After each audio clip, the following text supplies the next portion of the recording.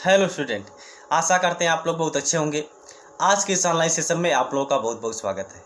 आज की इस क्लास में हम लोग कक्षा 12 का केमिस्ट्री का मॉडल पेपर डिस्कशन करेंगे, जो कि 2025 ईयर का है। यानी कि 2025 में आपका कैसे एग्ज़ाम पूछा जाएगा, एग्ज़ाम का जो यानी कि पेपर होगा उसका पैटर्न क्या होगा, कौन सा क्वेश्चन कितने नंबर का पूछा जाएगा, इसके लिए आज हम लोग मॉडल पेपर डिस्कशन करने वाले हैं। ठीक है, तो चलिए अब हम लोग शुरू करते हैं। तो आप लोग अगर इस मॉडल पेपर को चाहते हैं तो आप लोग कमेंट बॉक्स में बता दीजिएगा, ठीक है ना। आपको ये मॉडल पेपर हम प्रोवाइड करवा देंगे। ठीक है, तो चलिए हम लोग देख लेते हैं क्या है मॉडल पेपर। देखिए, समय जो है कि वही आप लोग जानते हैं 3 घंटे 15 मिनट का होता है, और 15 मिनट जो होता है शुरुआत का वो परीक्षार्थियों को पढ़ने के लिए किया यानी कि निर्धारित है। ये सब आपका जो निर्देश है ये सब आप लोग पढ़ लीजिएगा। ठीक, इसके बाद पहले क्वेश्चन की तरफ हम लोग आगे बढ़ते हैं। पहला क्वेश्चन बोला है कि इस प्रश्न के प्रत्येक खंड में 4 विकल्प दिए गए हैं। ये जो प्रश्न है इसमें क्या बोल रहा है कि 4 विकल्प दिए गए हैं, और 4 विकल्प में आपका एक उत्तर क्या होगा, सही होगा, और उसी को आपको क्या करना है, अपनी अभ्यास पुस्तिका में लिखना है। यानी कि पहला वाला जो ऑप्शन आपका यानी कि पहला वाला जो क्वेश्चन है ये आपका क्या होता है, बहुविकल्पी होता है, यानी कि ऑप्शन होता है। क्या क्वेश्चन है, पहला क्वेश्चन की तरफ हम आगे बढ़ते हैं। पहला क्वेश्चन यहाँ पे बोल रहा है विशिष्ट चालकता की इकाई है। जो विशिष्ट चालकता है इसकी इकाई क्या होती है, हम आपको बता दें, ये आपका होता है सीमेंस मीटर इनवर्स। तो इसमें पहला वाला ऑप्शन जो कि आपका सही हो जाएगा, यानी कि सीमेंस मीटर इनवर्स। ये आपका क्या होता है कि जो आपका विशिष्ट चालकता होता है इसकी इकाई होती है। ठीक, इकाई यानी कि इकाई का मतलब क्या होता है, यहाँ पे मात्रक पूछ रहा है। बात समझ में आ गई ना। तो मात्रक यहाँ पे पूछ रहा है, इसमें जो मात्रक आपका हो जाएगा ये फर्स्ट हो जाएगा, पहला वाला ऑप्शन आपका सही हो जाएगा, सीमेंस मीटर इनवर्स हो जाएगा। ठीक, चलिए इसके बाद हम अगले क्वेश्चन की तरफ आगे बढ़ते हैं। अगला क्वेश्चन जो है कि यहाँ पे क्या दिया गया है, चलिए हम लोग अगले क्वेश्चन की तरफ आगे बढ़ते हैं। देखिए खा वाला क्वेश्चन यहाँ पे क्या पूछा गया है, क्वेश्चन पहले हम यहाँ पे पढ़ दें। देखिए क्वेश्चन में पूछा गया है निम्नलिखित में से कौन सा विलयन अणुसंख्य गुणधर्म नहीं है, यानी कि कौन जो है कि कॉलिगेटिव प्रॉपर्टी नहीं है, ये जो है कि क्वेश्चन आपका है। तो इसमें हम आपको बता दें, इसमें जो है कि ऑप्शन आपका सही हो जाएगा। इसमें जो आप यानी कि ऑप्शन आपका सही होगा वो क्या हो जाएगा, पराशर दाब, यानी कि जिसको हम लोग क्या बोलते हैं भैया, ओस्मोटिक प्रेशर बोलते हैं। यानी कि पराशर दाब जो है ये आपका क्या है, अणुसंख्य गुणधर्म नहीं है, यानी कॉलिगेटिव प्रॉपर्टी नहीं है। ठीक, चलिए इसके बाद हम अगले क्वेश्चन की तरफ आगे बढ़ते हैं। अगला क्वेश्चन जो कि गा यहाँ पे पूछ रहा है कि तनुता बढ़ाने पर विशिष्ट चालकता, यानी कि तनुता बढ़ाने पर जो विशिष्ट चालकता होती है इसका मान पहला क्या है, बढ़ता है, दूसरा क्या है, घटती है, यानी कि पहले बढ़ती है, दूसरी घटती है, तीसरी स्थिर रहती है, और चौथा जो है कि इनमें से कोई नहीं। तो हम इसमें आपको ऑप्शन जो है कि बता दें, इसमें जो है कि आपका दूसरा वाला ऑप्शन सही रह जाएगा, यानी कि सही हो जाएगा, यानी कि घटती है। ये वाला ऑप्शन जो है कि भैया आपका सही हो जाएगा। ठीक, चलिए इसके बाद हम अगले क्वेश्चन की तरफ आगे बढ़ते हैं। अगला क्वेश्चन यहाँ पे बोल रहा है 180 ग्राम जल में मोलों की संख्या। मोलों की संख्या कैसे निकाला जाता है, आप लोग जानते हैं फार्मूला क्या होता है, पदार्थ का द्रव्यमान बटे पदार्थ का आणविक द्रव्यमान। पदार्थ का द्रव्यमान आपका कितना दिया गया है, 180 दिया गया है। द्रव्यमान कितना दिया गया है, 180 दिया गया है। बात समझ में आएगी ना। द्रव्यमान जो कितना दिया गया है, 180 इसका द्रव्यमान दिया गया है, और इसमें पूछ रहा है कि मोलों की संख्या कितनी होगी। तो हम लोग जानते हैं मोलों की संख्या n बराबर क्या होता है, यानी कि n बराबर जो होता है वो होता है पदार्थ का द्रव्यमान, यानी कि द्रव्यमान बटे आणविक द्रव्यमान। क्या होता है इसके लिए फार्मूला, द्रव्यमान बटे यहाँ पे क्या होता है, आणविक द्रव्यमान, या फिर द्रव्यमान बटे अणुभार, ये आपका क्या होता है इसके लिए फार्मूला होता है। तो द्रव्यमान का मान 180 दिया गया है, आणविक द्रव्यमान S2 का कितना होता है, 18 होता है। इसको आप लोग सॉल्व करेंगे, इसमें आपका जो कि आ जाएगा 10 आंसर। इसमें कितना आ जाएगा, 10 आंसर आ जाएगा। इसमें जो है कि आपका चौथा वाला ऑप्शन जो है कि सही हो जाएगा, यानी कि 10। ठीक, चलिए इसके बाद हम अगले क्वेश्चन की तरफ आगे बढ़ते हैं। अगला क्वेश्चन यहाँ पे बोल रहा है RX तथा NaI की अभिक्रिया का नाम है। मतलब RX तथा NaI की अभिक्रिया, यानी कि जो अभिक्रिया करेंगे ये दोनों आपस में, इस अभिक्रिया का क्या नाम होगा, इसमें ये पूछा गया है। तो इसमें जो है कि ऑप्शन आपका सही हो जाएगा, ये भैया आपका दूसरा वाला ऑप्शन इसमें सही हो जाएगा, जो कि क्या है, फिंकेल्स्टाइन अभिक्रिया। ये आपका दूसरा वाला ऑप्शन इसमें आपका सही हो जाएगा। ठीक, चलिए इसके बाद हम अगले क्वेश्चन की तरफ आगे बढ़ते हैं। अगला है कैनोजारे, यानी कि कैनिजारो अभिक्रिया प्रदर्शित करता है। कैनिजारो अभिक्रिया कौन प्रदर्शित करता है, ये यहाँ पे क्वेश्चन है। तो इसमें हम आपको बता दें, इसमें आपका क्या है, बेंजल्डिहाइड है। क्या है, इसमें आपका बेंजल्डिहाइड है, यानी बेंजल्डिहाइड जो है एक कैनिजारो अभिक्रिया को प्रदर्शित करता है, कैनिजारो अभिक्रिया को शो करता है। ठीक, चलिए इसके बाद हम दूसरे क्वेश्चन की तरफ आगे बढ़ते हैं। दूसरा क्वेश्चन जो है कि यहाँ पे बोला है क्वेश्चन में कि 2 ग्राम यानी कि सॉरी दूसरे का जो है कि बोला है जल में यूरिया का 1 बिलियन भारानुसार 6% है। यानी कि बिलियन में यूरिया तथा जल का मोल प्रभाज ज्ञात कीजिए। ये भैया जो मोल प्रभाज है जिसको हम लोग मोल अंश भी बोलते हैं, इंग्लिश में बात करें हम तो मोल फ्रैक्शन इसको बोलते हैं। ये बहुत ही ज़्यादा इंपॉर्टेंट है। ये मोल प्रभाज से हर साल एक क्वेश्चन पूछा जाता है, और अगर आप बोलेंगे तो हम ये जो न्यूमेरिकल है ये न्यूमेरिकल हम अलग से किसी दूसरे वीडियो में बोर्ड पर हम आपको बेहतरीन तरीके से इसको समझा देंगे, इसमें जो क्वेश्चन दिया गया है, ठीक है ना। लेकिन आप बोलेंगे तभी हम भैया सॉल्व कराएंगे, ठीक है ना। हाँ, तो आप लोग कमेंट बॉक्स में बताइएगा कि आप लोगों को ये क्वेश्चन आ रहा है या फिर हम क्वेश्चन आपको बता दें। आप लोग कमेंट बॉक्स के माध्यम से जरूर बताइएगा, ठीक। तो ये आपका का वाला क्वेश्चन था। इसके बाद खा वाला यहाँ पे बोल रहा है कि मानक इलेक्ट्रोड विभव को परिभाषित कर दीजिए। यानी स्टैंडर्ड इलेक्ट्रोड पीस यानी कि पोटेंशियल क्या होता है, इसको हम लोग SHE बोलते हैं। क्या बोलते हैं? SHE बोलते हैं। तो SHE क्या होता है ये यहाँ पे क्वेश्चन में पूछा गया है, जिसको हम लोग क्या बोलते हैं? स्टैंडर्ड इलेक्ट्रोड पोटेंशियल बोलते हैं। ये यहाँ पे क्वेश्चन में पूछा गया था। इसके बाद दूसरा इसमें आपका गा वाला है, ये क्या है? राउल्ट का नियम का। ये राउल्ट का नियम भैया बहुत ज़्यादा इंपॉर्टेंट है, आप ध्यान दीजिएगा। ये आपका बिलियन लेसन से है।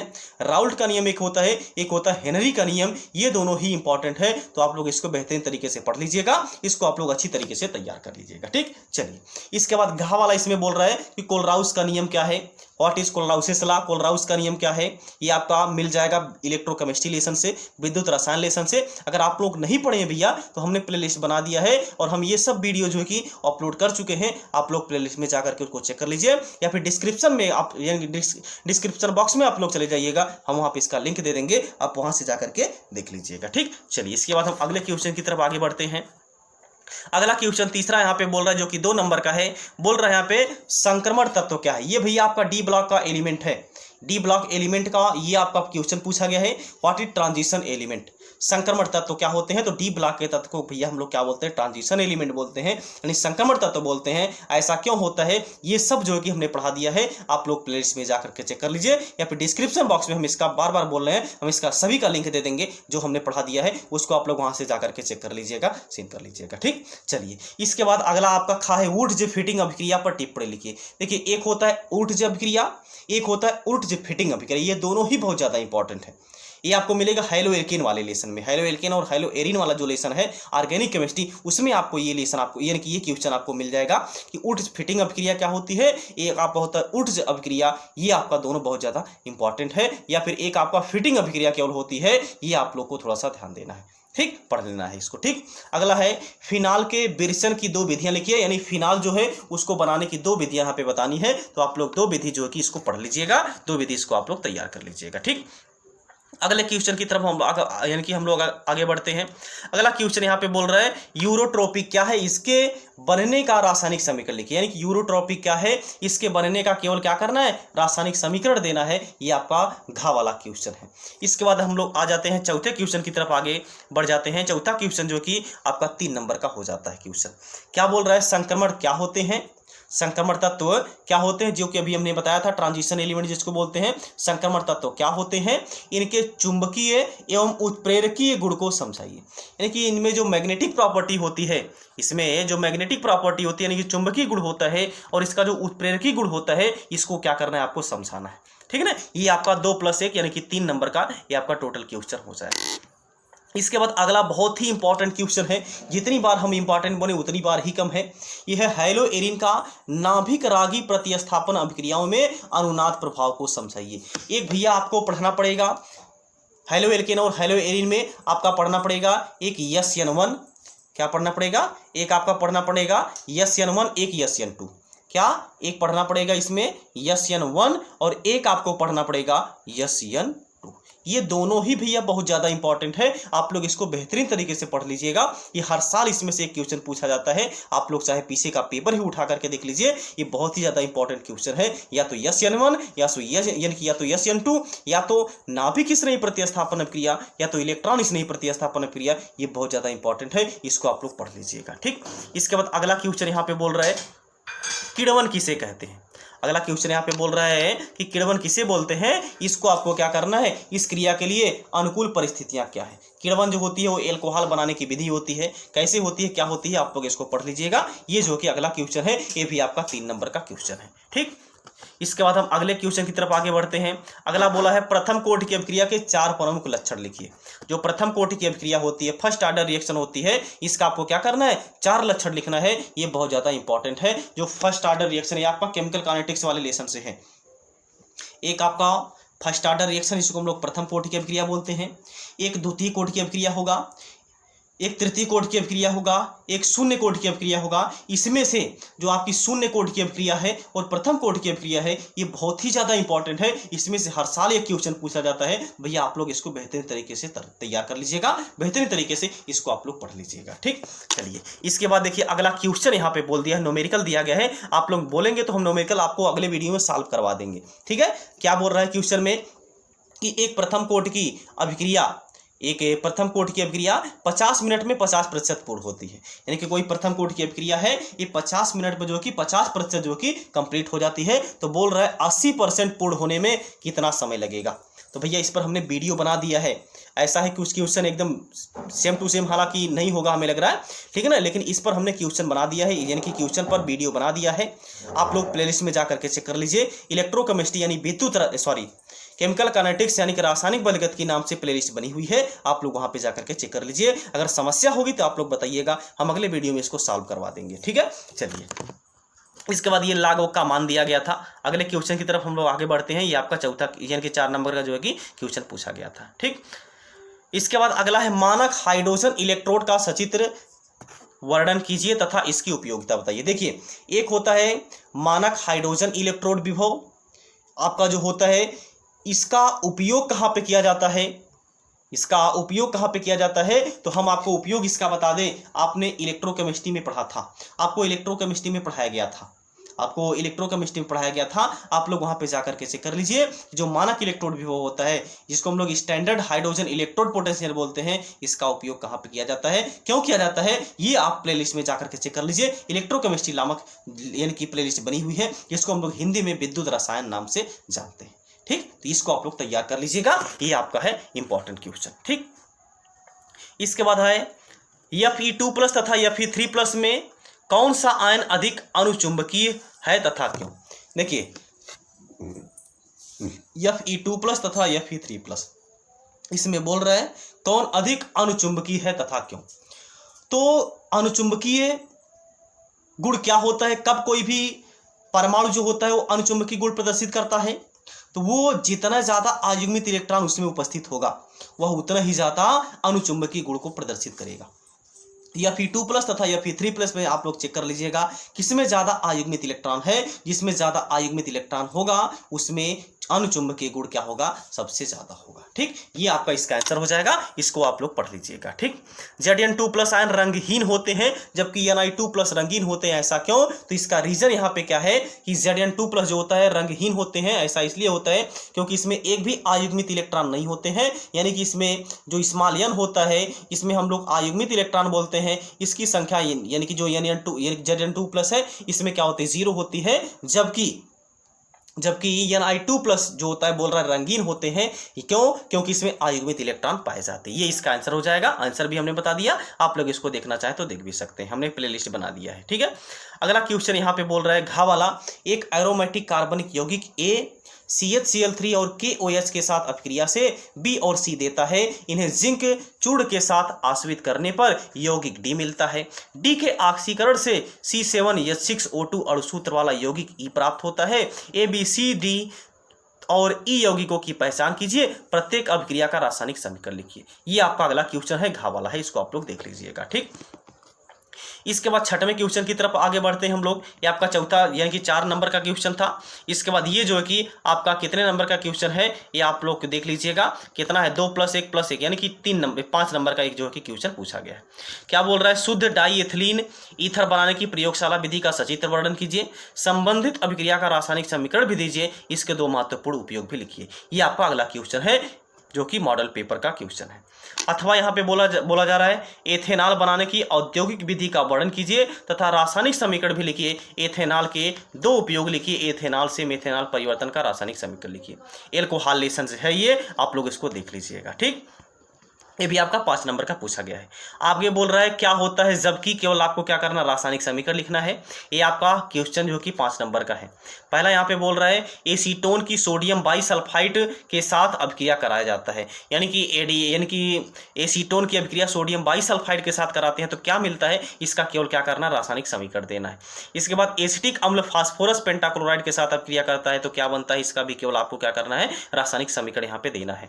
एसिटिक अम्ल क्या है, अगला यहाँ पे एसिटिक अम्ल को अमोनिया के साथ गर्म करते हैं तो क्या होता है, ये भी आपका यानी कि केवल रासायनिक अभिक्रिया, इसके भी केवल देना है। एसिटल्डिहाइड की टालिन अभिकर्मक के साथ अभिक्रिया कराते हैं तो क्या होता है, इसके भी आपको रासायनिक अभिक्रिया यानी कि देना है, केवल रासायनिक समीकरण लिखना है। बेंजेमाइड को जल की उपस्थिति में गर्म करते हैं तो क्या होता है, इसका रासायनिक समीकरण देना है। निम्नलिखित को कैसे प्राप्त कीजिएगा, ये आपका अगला क्वेश्चन है, केवल रासायनिक समीकरण दीजिए। बेंजोइक अम्ल से बेंजीन, बेंजोइक अम्ल से बेंजीन कैसे प्राप्त करेंगे, ये आपको क्या करना है, केवल रासायनिक समीकरण के थ्रू आपको क्या करना है, इसको समझाना है। अगला यहाँ पे थैलिक अम्ल से थैलिमाइड कैसे बनेगा, ये भी आपको बताना है। बेंजल्डिहाइड से यम नाइट्रो बेंजल्डिहाइड कैसे बनता है, बेंजीन से बेंजल्डिहाइड कैसे बनता है, ये सब जो कि आपको बता देना है। ये सब जो कि आपको इसमें केवल आपको क्या करना है, रासायनिक समीकरण लिखना है। अगला है बेंजीन से बेंजल्डिहाइड कैसे बनेगा, ये भी आप लोग को बताना है। C6CH5CHO से रजत दर्पण कैसे बनता है, ये भी आप लोग को बताना है। ये भी आपका मॉडल पेपर का अगला क्वेश्चन है। 7वें का जो है कि ये आपका क्वेश्चन पूछा गया है, 1 लीटर 93% H2SO4 बिलियन भार अनुपात आयतन की मोललता ज्ञात कीजिए जिसमें बिलियन का घनत्व इतना प्रति लीटर है। ठीक ना, आप लोग प्लेलिस्ट बनी हुई हमने प्लेन की प्लेलिस्ट बना दिया है। बिलियन जो है क्लेशन से ये क्वेश्चन लिया गया है। आप बिलियन क्लेशन जो कि प्लेलिस्ट में जाकर के चेक कर लीजिए, वहाँ पे हम ऐसे न्यूमेरिकल कई करवाए हैं, आप लोग वहाँ पे जाकर के देख लीजिए। फिर भी अगर आप लोगों को कोई समस्या होगी तो आप कमेंट बॉक्स में बताइएगा, हम अगले लेक्चर में जो कि ये सबका सॉल्व करके ये क्वेश्चन आप लोग को प्रोवाइड करवा देंगे। ठीक, ये भी आपका 5 नंबर का क्वेश्चन भैया पूछा गया था। अगला यहाँ पे अथवा करके पूछा गया है, 1 मिनट थोड़ा सा पीछे चले गए हम लोग। ठीक, कहाँ तक पहुँचे थे, 1 मिनट, हाँ ये आपका क्वेश्चन हो गया था। चलिए इसके बाद हम अगले क्वेश्चन की तरफ आगे बढ़ते हैं। ल्यूकास परीक्षण क्या है, ल्यूकास टेस्ट क्या है, ये भी भैया इसमें क्वेश्चन में पूछा गया है। बात सबको समझ में आ गई ना, ल्यूकास परीक्षण क्या होता है, ये भी क्वेश्चन में पूछा गया, इसको भी आप लोग पढ़ लीजिएगा। ठीक, बोल रहा है कि यौगिकों को इसका प्रयोग यौगिकों को पहचानने में किया जाता है, उदाहरण एवं रासायनिक समीकरण दीजिए। ये आपका अगला क्वेश्चन है 5 नंबर का, ये भी क्वेश्चन जो कि पूछा गया है। अगला है कार्बोक्सिलिक अम्लों के स्टीरीकरण की परिभाषा दीजिए। ये भी आपको क्या करना है, परिभाषा लिखना। इसमें बेंजोइक अम्ल से हैलोजन तथा नाइट्रीकरण अभिक्रिया का रासायनिक समीकरण। ये आपका जो हैलोएरिन है, ये आपका हैलोएरिन है, या फिर आपका जो भी हो आपका नाइट्रीकरण यहाँ पे बोला है, बेंजोइक अम्ल के हैलोजनन तथा नाइट्रीकरण। बेंजोइक अम्ल का आपको क्या करना है, हैलोजनीकरण, जिसको हम लोग हैलोजनन भी बोल सकते हैं, तथा नाइट्रीकरण अभिक्रिया क्या होता है ये आपको बताना है। एक देखिए आपका हैलोजनीकरण होगा, नाइट्रीकरण हो गया, सल्फोनीकरण हो गया, ठीक है ना, तो फ्रीडल क्राफ्ट होगा। ये जितनी भी नेमिंग रिएक्शन होती है ये बहुत ज़्यादा इंपॉर्टेंट होती है, ये आप लोगों को पढ़ना बहुत जरूरी होता है, इसी से ही ज़्यादातर क्वेश्चन पूछा जाता है। ठीक, चलिए ये भी आपका 5 नंबर का क्वेश्चन था। इसके बाद अगला क्वेश्चन यहाँ पे अथवा करके पूछा है, फॉर्मेल्डिहाइड बनाने की प्रयोगशाला विधि का नामांकित चित्र देते हुए वर्णन कीजिए तथा होने वाली अभिक्रिया का रासायनिक समीकरण लिखिए। ये आपका क्या है, फॉर्मेल्डिहाइड है। क्या है, फॉर्मेल्डिहाइड बनाने की आपको क्या करना, प्रयोगशाला विधि का आपको वर्णन करना है। बात सबको समझ में आ गई ना। चलिए इसके बाद हम अगले क्वेश्चन की तरफ आगे बढ़ते हैं। अगला क्वेश्चन यहाँ पे यानी कि दिया गया है, क्या दिया गया है, 1 मिनट बैक हो जा रहा है, सॉरी। ठीक है, देखिए हाँ ये आपका हो गया था, ल्यूकास परीक्षण ये हो गया था। इसके बाद अगला जो है कि पूछा गया, कार्बोक्सिलिक अम्ल के स्टीरीकरण की परिभाषा लिखिए। बेंजोइक अम्ल से हैलोजनन, ये भी हमने बता दिया था। ठीक, फॉर्मेल्डिहाइड की बनाने की प्रयोगशाला विधि क्या है, ये भी आपको पढ़ लेना है। ठीक, ये था आपका क्वेश्चन, ये था आपका मॉडल पेपर। इसके बाद ये आपका पहला वाला जो कि पेज आ गया। अगर इसमें जो भी न्यूमेरिकल है, जो भी इसमें क्वेश्चन आपको बताया गया है, अगर आप लोग को नहीं समझ में आता है तो आप कमेंट बॉक्स में केवल क्वेश्चन का नाम बता दीजिएगा, हम अगले वीडियो में इस क्वेश्चन को सॉल्व करके आप लोग इसका आंसर प्रोवाइड करवा देंगे। ठीक है ना, पहले तो आप लोग कोशिश करिएगा कि प्लेलिस्ट में चले जाइए, वहां पे आप लोग पढ़िए। अगर आप लोग को फिर भी समस्या हो रही है तो आप कमेंट बॉक्स में बताइएगा, आप लोग को हम इसका आंसर जो कि अगले वीडियो में जो कि प्रोवाइड करवा देंगे। ठीक है, ये था मॉडल पेपर जो कि काफी ज्यादा इंपॉर्टेंट है। इसमें जो भी इंपॉर्टेंट क्वेश्चन था हमने यहाँ पे आपको बता दिया। ठीक, तो आज की क्लास में बस इतना ही। इसके बाद मिलते हैं नेक्स्ट क्लास में। अगला वीडियो जो कि हम लोग आपको हम एक बार फिर से बता देना चाहते हैं, हम जो है कि आपका कोऑर्डिनेशन कंपाउंड जो है कि उपसंयोजन यौगिक लेसन जो है कि ये पढ़ा रहे हैं, और इसका डेली वीडियो जो कि अपलोड कर रहे हैं। आप लोग प्लेलिस्ट में जाकर के चेक कर लीजिए, प्लेलिस्ट हमने बना दिया है। इसी के साथ अगर आप लोग अभी तक चैनल को सब्सक्राइब नहीं किए हैं तो चैनल को सब्सक्राइब करके बेल आइकन को प्रेस कर लीजिएगा, ताकि जो भी नोटिफिकेशन, ताकि जो भी वीडियो हम यहाँ पे अपलोड करें, इंपॉर्टेंट वीडियो, चाहे नोटिस को लेकर के हो, चाहे मॉडल पेपर को लेकर के हो, चाहे जो भी, इस वीडियो के माध्यम से हम सभी को, आप लोगों को आगाह करवाते रहेंगे, आप लोग को बताते रहेंगे। इसके साथ ही आप लोग को एक काम करना है, अपने सभी दोस्तों को ये वीडियो जो कि जरूर से जरूर शेयर कर देना है, और चैनल को सब्सक्राइब करके एक लाइक जरूर से कर दीजिएगा, और एक कमेंट बॉक्स में कमेंट करके बता दीजिएगा आप लोग को ये पेपर जो है कि कैसा लगा, या फिर ये वीडियो आप लोगों को कैसा लगा। आप लोग कमेंट बॉक्स के माध्यम से जरूर बताइएगा। ठीक, इसी के साथ हम लोग मिलते हैं नेक्स्ट क्लास में। तब तक आप लोग जाप रहिए, स्वस्थ रहिए, मस्त रहिए, और अपने माता पिता का ख्याल रखिए। जय हिंद, जय भारत।